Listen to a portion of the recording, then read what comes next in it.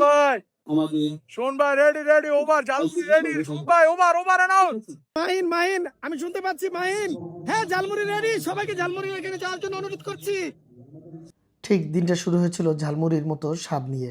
এমন একটা দিনে কিছু মুহূর্ত তৈরি হয় যা ধরে রাখতে হয় লটারি কেনার উত্তেজনার মতো করে। যেমনটা পারেনি এই ভাইটি তার উত্তেজনা ধরে রাখতে।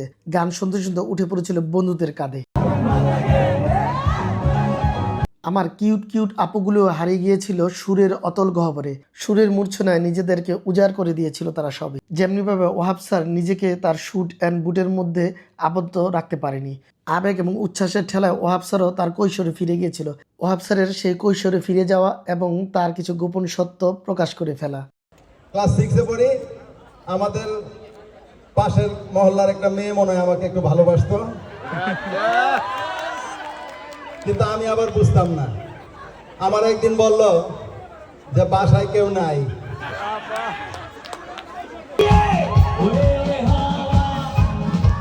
আর রফিক স্যার তো এক মহাজাদু। মাহিনের সাথে সেই নাচটা দিয়েছিল। 25 বছরের টকবকে মাহিন একেবারে স্যারের কাছে ধরসাই।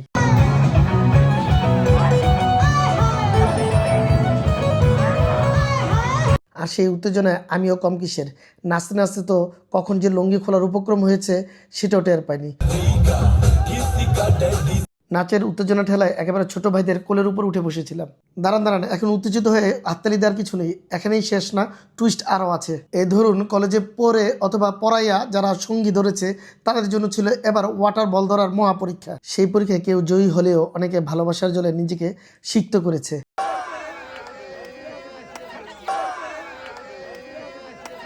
আমিও কম কিসের খুঁজতে বের হয়ে গেলাম অতীতকে, আমার না অন্যের। খুঁজেও পেলাম সুন্দর এবং সুন্দরীদের কিছু কলেজ প্রাঙ্গণের অতীত। কিন্তু দুর্ভাগ্য আমার, ছোট এক ভাইয়ের টেকনিক্যাল ভুলে সবাই বেঁচে গেছে অতীত প্রকাশ হতে। কারো সাউন্ডে স্পষ্ট নিতে পারিনি, তবে এই সুন্দরী আপুর মনের দরজায় টোকা দেওয়ার গল্প ঠিকই জেনে নিয়েছিলাম।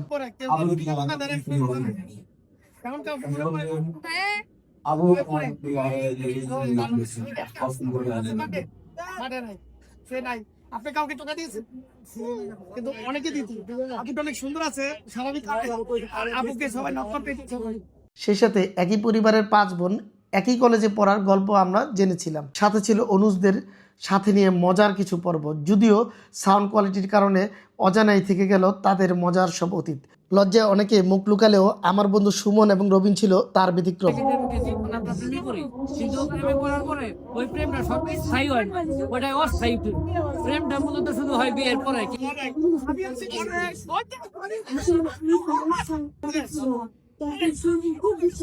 আর এদিকে নোমান ওয়ার্ল্ডের নোমান ভাই তো এসি ফ্রিজ থাকার পরেও উকিঝুঁকির গরম গরম গল্প শুনিয়েছে। আচ্ছা, ভাইয়ের স্মৃতি খুঁজে পাচ্ছে না, যদি কেউ সহৃদয়বান ব্যক্তি থাকেন ভাইয়ের স্মৃতিকে খুঁজে দিবে। উত্তেজনার পর উত্তেজনা, একের পর এক মুকুল ভাই এবং মিন্টু ভাই উত্তেজনাকর পারফরমেন্স করেই যাচ্ছিল।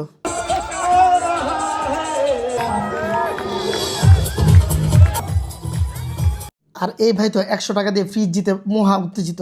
আর যারা পারফরমেন্স করে অথবা লটারিতে জিতে কোনো ধরনের পুরস্কার পায়নি তাদের জন্য ছিল এই ধরনের পুরস্কার, যে যেভাবে নিতে পারে। সবকিছু মিলিয়ে ছিল এমন উত্তেজনাকর এবং আনন্দময় একটি পরিবেশ ও পরিস্থিতি। সবকিছু মিলিয়ে একটা আনন্দঘন দিন পার করলো সবাই। ওরা টানাটানি করতে থাকুক আর আমরা জেনে নেই তো আপনাদের কাছে পুরো পারফরমেন্স কেমন লাগলো।